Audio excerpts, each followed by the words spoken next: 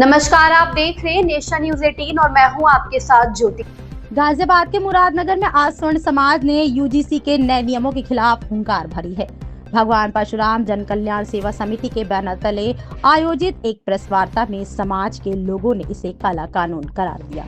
समिति ने चेतावनी दी है कि यदि सरकार ने इस फैसले को वापस नहीं लिया तो आने वाले दिनों में एक बड़ा आंदोलन होगा, जिसकी शुरुआत 22 फरवरी को मुरादनगर से गाजियाबाद तक पैदल मार्च निकालकर की जाएगी।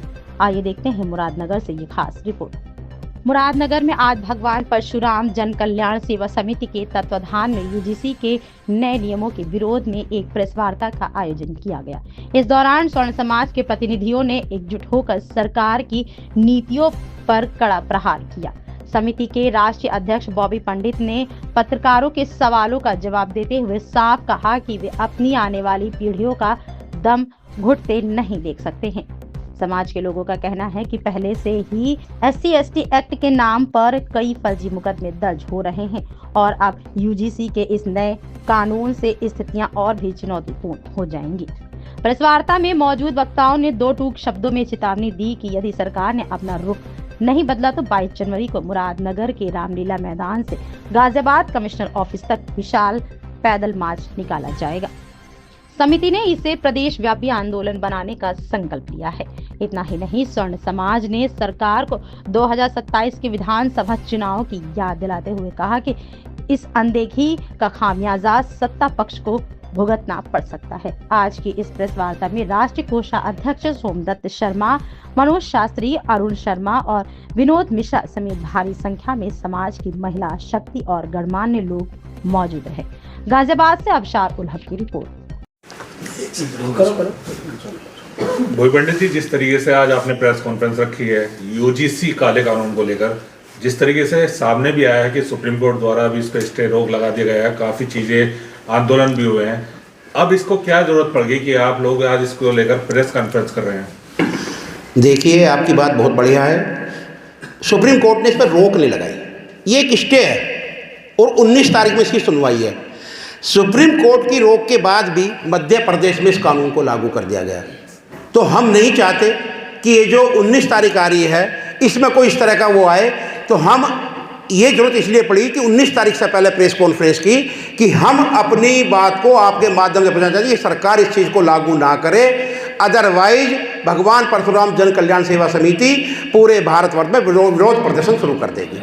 हमें इसलिए जरूरत पड़ी कि मध्य प्रदेश में क्या जरूरत पड़ गई थी, जब सुप्रीम कोर्ट में चीज़ पहुंच गई थी तो लागू करने की, तो हमें इसलिए यहाँ जरूरत पड़ी कि मध्य प्रदेश जैसी स्थिति उत्तर प्रदेश में लागू ना हो।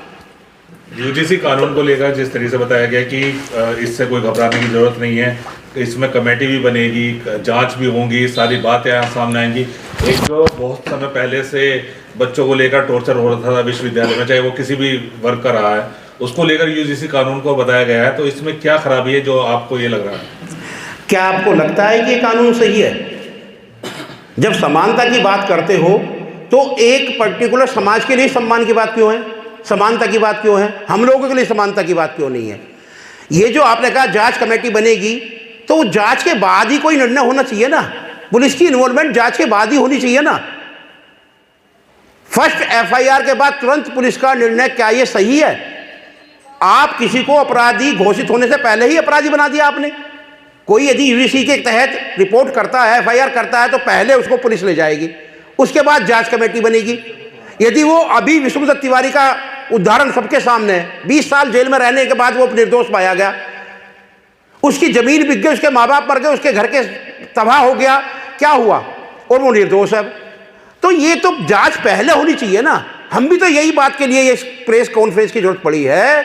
हम ये चाहते हैं कि यदि जांच में वो FIR फेक पाई जाती है या झूठी पाई जाती है तो रिपोर्ट करने वाले के खिलाफ क्या कार्रवाई होगी। हम आपके माध्यम से, पत्रकार बंधुओं के माध्यम से यही बात सरकार से पूछना चाहते हैं। जिस तरीके से सरकार इस समानता की बात करती है, सारी चीज़ें आपके समक्ष हैं, मुख्यमंत्री योगी आदित्यनाथ भी अपने उसमें यूजीसी को लेकर भी समक्ष रहते हैं और मोदी जी जो है सरकार वो भी समक्ष रहती है, तो इन चीज़ों को लेकर आप आगे की कार्रवाई रखेंगे? नहीं, कहाँ है समक्ष, है कहाँ? देखिए, फिर वही बात आ जाती है, यदि समानता होती तो हमें इस प्रेस कॉन्फ्रेंस की जरूरत नहीं पड़ती। समानता दोनों पक्षों में होनी चाहिए, समानता हर वर्ग में होनी चाहिए। हम किसी कानून का विरोध नहीं कर रहे हैं, ना हम किसी जाति का विरोध कर रहे हैं। ये प्रेस कॉन्फ्रेंस आयोजित की गई है तो इस सरकार के खिलाफ आयोजित की गई है। हमें किसी जाति से हमारी कोई दुश्मनी नहीं है, ना किसी जाति ने मांग करी कि इस तरह का सच बोलाओ। सरकार ने ये चीज़ हम पर थोपी है तो हम तो आपके माध्यम से सरकार को ये चेतावनी देना चाहते हैं कि या तो इस कानून को वापस लो, ये ब्रेक नहीं चाहिए हमें, जो सुप्रीम कोर्ट ने स्टे लगाया हमें ये नहीं चाहिए, या तो इस कानून को वापस लो या इसमें संशोधन करो, अदरवाइज तो फिर नौबत ये आएगी कि आपको अपनी सत्ता छोड़नी पड़ेगी। भैया, यदि इसमें आपके समर्थन में जनप्रतिनिधि इस प्रकार नहीं बोल रहे, उसके बारे में आप क्या कहना है? देखिए, मुझे पता नहीं जनप्रतिनिधि क्यों नहीं बोल रहे, जबकि हमारे इस क्षेत्र के विधायक, सांसद, सब लोग सर्ण समाज से आते हैं, उन्हें बोलना चाहिए। लेकिन वो अपनी राजनीति के चक्कर में, अपनी वोटों के चक्कर में या सरकार के दबाव में वो नहीं बोल पा रहे हैं, तो उसका कारण तो फिर आने वाले चुनाव में उन्हें भी मिलेगा। भाई, परिणाम तो जो जनता है, वोटर तो वोट देता है, जनप्रतिनिधि चुनाव लड़ता है, लेकिन वोट करने वाला कौन है? वोट करने वाले तो आपके सामने बैठे हैं। तो आने वाले चुनाव में इसका तो खमियाजा भुगतना पड़ेगा, या तो इस कानून को वापस लिया जाएगा या फिर खमियाजा भुगतना पड़ेगा। नहीं, जैसे आप विरोध कर रहे हो, क्या जनप्रतिनिधि का कोई इसमें किसी प्रकार का भी कोई इन्वॉल्व आपको दिखाई दिया? देखिए, हमसे तो किसी जनप्रतिनिधि ने कोई बात नहीं की, और हमने इनडायरेक्ट वे में घुमा फिरा के बात भी कहा कि भाई इस बात को आप उठाइए, सदन में मुद्दा उठाइए, लेकिन कोई कहीं बोलने के लिए तैयार नहीं है। सरकार का दबाव में भी कह सकते हैं, या जिस सरकार में वो जनप्रतिनिधि हैं तो उसके खिलाफ कैसे जाएंगे, वो बात अलग है। बाद में चुनाव के परिणाम जो वो सोच रहे वो आएंगे नहीं, क्योंकि जनता वोट उन्हें करेगी नहीं। अब आगे की रणनीति क्या रहेगी? अगर 19 तारीख का जो सुप्रीम कोर्ट का आदेश रहेगा उस पर क्या कार्रवाई हो सकती है, या अभी क्या कार्रवाई है? देखिए, 19 तारीख से पहले हमने इसलिए प्रेस कॉन्फ्रेंस आयोजित की है कि यदि 19 तारीख में ये लागू होता है, या इसका जो स्टे लिया गया है वो ख़त्म होता है और लागू होता है, तो हम 22 तारीख में आने वाली 1 हफ्ते का टाइम हम दे रहे हैं। 22 तारीख को हम अपना विरोध प्रदर्शन मुरादनगर की धरती से शुरू कर देंगे। जिस तरह से आज़ादी की पहली गोली मंगल पांडे ने इस धरती से चलाई थी, वही काम हम करेंगे। यूजीसी का विरोध पश्चिम में सबसे पहले यदि कोई करेगा तो मुरादनगर क्षेत्र करेगा, और भगवान परशुराम जन कल्याण सेवा समिति होगा, उसमें सर्व समाज के सब लोग होंगे। ये विरोध प्रदर्शन बस एक बैनर होगा, भगवान परशुराम जन कल्याण सेवा समिति, लेकिन इसमें जो है स्वर्ण समाज के सभी वर्गों के लोग होंगे जो भी स्वर्ण समाज में आते हैं। और इसकी रूपरेखा आने वाली 22 तारीख को हम चुंगी नंबर 3 से, जो रामलीला मैदान है, वहाँ पे एक विशाल इकट्ठा होके विशाल समूह का रूप बना के, और हम डीसीपी ऑफिस तक आकर उन्हें ज्ञापन देंगे। उसके बाद भी हमारे ज्ञापन पर नहीं कार्रवाई होती है तो फिर नए नए तरीके से नई नई रूपरेखा समिति बनाएगी और हम अपने इस विरोध को जारी रखेंगे। जिस तरीके से आप विरोध प्रदर्शन करेंगे, सारी चीज़ें रहेंगी, जनप्रतिनिधियों की बात आती है, अगर वो आपके इस विरोध प्रदर्शन में शामिल नहीं होते हैं तो उनके लिए क्या आपका संदेश है? नहीं, संदेश तो यही है ना कि भाई जो हमारे साथ नहीं, हम उसके साथ नहीं आने वाले चुनाव में। हाथ कंगन को आरसी का, पढ़े लिखे को फारसी का, 27 में चुनाव आ रहा है। अब उसी जनप्रतिनिधि को समाज वोट करेगा जो इस परेशानी के समय, इस पीड़ा के समय हमारे साथ होगा।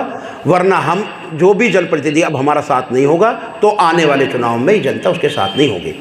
इसी तरह से यूजीसी को लेकर जो इतना आप लोग हंगामा कर रहे हैं, बात अपनी सरकार तक पहुंचा रहे हैं, SC/ST का कानून भी लागू हुआ था, तब उस विषय पर किसी ने कुछ नहीं बोला। देखिए, जो चीज़ अपने पे होती है वो झेल ली जाती है, और जो बच्चों के भविष्य पे आ जाती है वो दिक्कत पैदा करती है। SC/ST को भी और यूजीसी दोनों बराबर ही है? नहीं, बराबर नहीं है। देखिए, आज यदि कोई SC/ST एक्ट या OBC का बच्चा हमारे बच्चे के खिलाफ FIR करा देता है तो वो फ़ौरन अपराधी बन जाता है। बिना जांच के ही उसको पुलिस जेल में डाल देती है, जिससे कि उसके आने वाले कैरियर में उसकी सब सरकारी नौकरी खत्म, सरकारी कॉन्ट्रैक्ट खत्म। तो इसलिए हम तो अपने ऊपर कोई चीज़ झेल लेंगे, जब बच्चों पे कोई चीज़ आती है तो फिर विरोध करना जरूरी हो जाता है। मोदी जी, जैसे कि भारतीय जनता पार्टी के विधायक हैं, यहाँ सांसद भी भारतीय जनता पार्टी के ही हैं, और आपका सभी लोगों से मिलना जुलना है, तो आपने किसी से इस बारे में बात रखी? हमने सबसे बात रखी इस बारे में, लेकिन इस मुद्दे पर कोई बात करने के लिए तैयार नहीं है, क्योंकि उन पे कहीं ना कहीं पार्टी का दबाव है। भाई, पार्टी के लोगों ने ही तो ये चीज़ें लागू की हैं, पार्टी ने तो लागू की है, किसी ने मांग थोड़ी की थी। आप मुझे बताइए कब इसकी मांग उठी है, क्या मांग उठी है इस चीज़ की? नियम की जरूरत तो नहीं थी। आप लोग समर्थन करते हैं तो उनको कम से कम आपकी आवाज़ तो उठानी चाहिए। नहीं, पार्टी हमारी आवाज़ को उठाएगी, पार्टी ने लागू किया है ना, पार्टी तो हमें स्वर्ण समाज को दबाने का काम कर रही है। मैं आपके माध्यम से बता देना चाहता हूँ, आने वाले चुनाव में यदि ये काला कानून वापस, यूजीसी वाला काला कानून वापस नहीं लिया गया, तो जो वोटों का खुलने का समय आएगा तो स्वर्ण समाज के जो बूथ होंगे उन पर भारतीय जनता पार्टी को वोट ढूंढनी पड़ेंगी, मिलेंगी नहीं। वो भी भाई सरकार हिंदू एकता की बात करती है, दूसरी तरफ जाति विरोधी, ये जातियों में बांट रही है, इस पर क्या कहना चाहिए? नहीं, देखिए, हिंदू एकता या हिंदू सम्मेलन अब क्या जरूरत थी करने की? इसकी जरूरत इसीलिए पड़ी जिससे काला कानून, यूजीसी जैसा काला कानून दबा रहे लोग विरोध ना करें। आप मुझे एक बात बताइए, और किसी, जो ये हिंदू सम्मेलन जितने भी हुए हैं, इनमें किसी प्रवक्ता ने ये बात क्यों नहीं उठाई कि ये यूजीसी जैसा काला कानून वापस होना चाहिए, नहीं तो इससे जो है देश में हम लोग जातियों में बट जाएंगे, हिंदू कहाँ रह जाएंगे हम लोग? मैं स्वर्ण हो जाऊंगा, आप ओबीसी हो जाओगे, एससी हो जाएंगे, एसटी हो जाएंगे, हम हिंदू कहाँ रह गए? ये सरकार जो बांटने का काम कर रही है। अभी कुछ टाइम पहले सरकार ने एक नारा दिया था, जब चुनाव आते हैं, कि बटोगे तो कटोगे। आज ये हिंदुओं को बांटने का काम कौन सी सरकार कर रही है? यही सरकार तो कर रही है। आरक्षण को लेकर क्या कहना चाहेंगे? उसमें भी बच्चों के, हमारे स्वर्ण के बच्चों के लिए आरक्षण के लिए क्या कहना चाहेंगे? देखिए, आरक्षण के ऊपर कहना क्या है, सबको पता है कि ये तो कभी साफ है।